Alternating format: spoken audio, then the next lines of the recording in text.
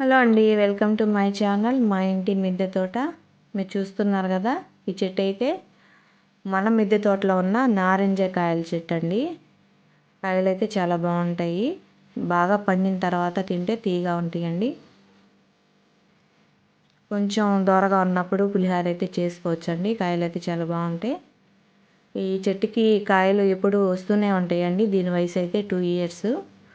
ఈ చెట్టు అయితే నేను కడియం నర్సరీ నుంచి అయితే తెప్పించుకున్నానండి.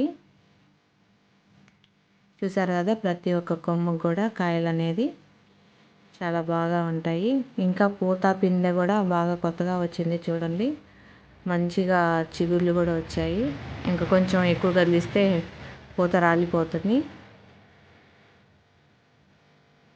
చూసారు కదా, చిన్న చిన్న పిందెలు కూడా ఇలాగా పిందె దశలో ఉన్నప్పుడు చెట్టుకి మంచిగా ఎరువు ఇవ్వాలండి.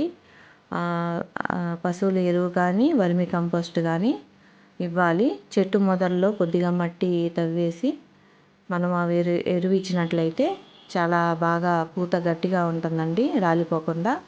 ఇంకా బియ్యం కడిగిన నీళ్ళు కూడా, ఇంకా పప్పు ధాన్యాలు కడిగిన నీళ్ళు కానీ వాటిలో ఇంకొద్దిగా వాటర్ కలిపేసి ఆ కాయల దశలో ఉన్నప్పుడు ఇస్తే మంచిగా ఉంటుందండి. కాయలు బాగా నిలుస్తాయి రాలిపోకుండా.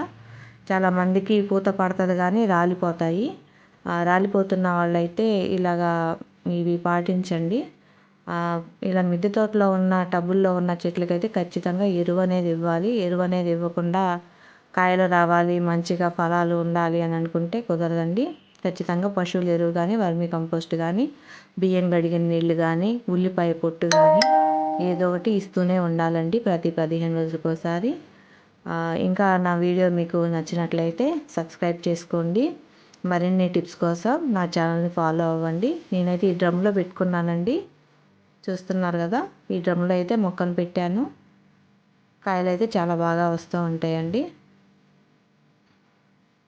చూసారా పూత?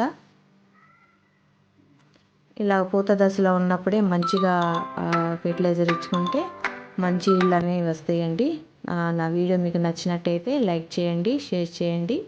మీకు కామెంట్ కూడా చేయాలనిపిస్తే కామెంట్ చేయండి. Thank you.